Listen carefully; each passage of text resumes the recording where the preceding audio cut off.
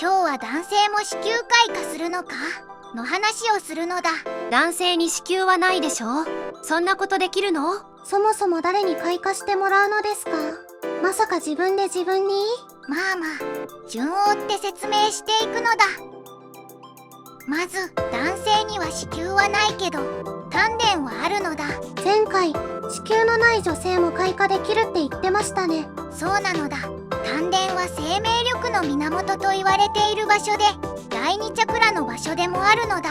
で、どうやって自分を開花したのよ。ずんだもんの中の人は開花する側の人なんですよね。普段は女性の子宮開花をしているんだけど、僕が開花した女性にやり方を教えて、僕に同じことをしてもらったのだ。その手があったか。どうして今までやらなかったのよ。前に一度軽く試してもらったことがあって、その時はゾワゾワはしたんだけど高まるとか特になかったから、男性には効かないと思い込んでいたのだ。どうしてまた試してみようと思ったんですか？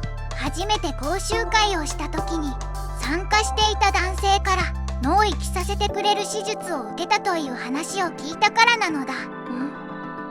なんかさっきの話と違うくない？話を聞いた時はその女性に手術してもらおうと思ってたんだけど、話を聞くと僕の方法にすごく似ていたから。それで自分が開花した女性に教えて、自分にやってもらったってことなのね。そうなのだ。どんな感じだったんですか？しばらく20分ぐらいはただゾワゾワだけしていて、別に気持ちいいともなんともなかったんだけど、脇腹や脇あたりをゆっくりゆっくりしてもらっていたら突然ごくりビクッとする瞬間が訪れたのだ。どんな感覚でしたか？ただただ勝手に体がビクンとなるので不思議だったのだ。勝手に？そうなのだ。僕が女性に手術している時も体の反応が先に増えてきて、初めはよくわからないという人もいるのだ。そういうものなんですね。だんだん感覚が一致してきて気持ちよさを感じるようになるのだ。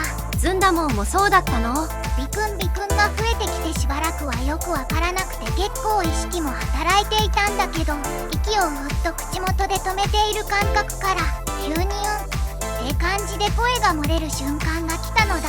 ふむふむ。今まで自分が手術する側だったから、こうすればこうなるって分かっていたつもりだったけど、実際に自分の体がこんな風に反応してくるのは驚きだったね。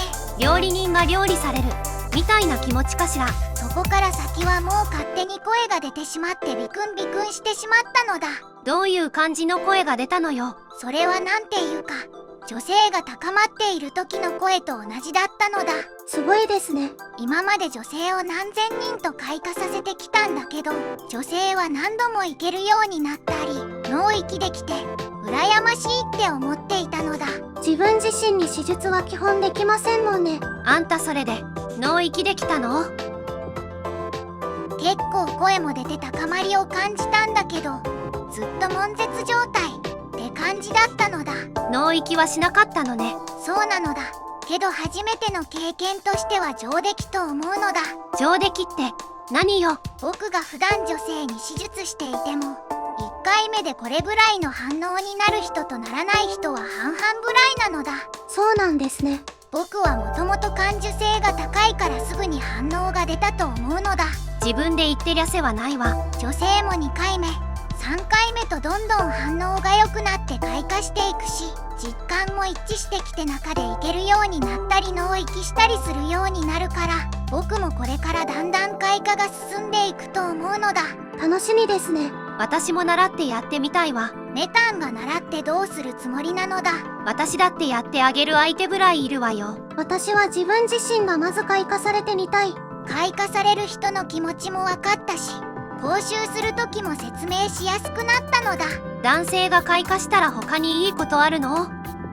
男性機能が元気になるのだ。実際僕は一度やってもらってから数日元気いっぱいだったのだ。ふむふむ。それは男女どちらにとってもいいことだわ。ぜひカップルで習って実践してほしいのだ。講習動画の続編や講習会にも力を入れていくつもりなのだ。広まるといいですね。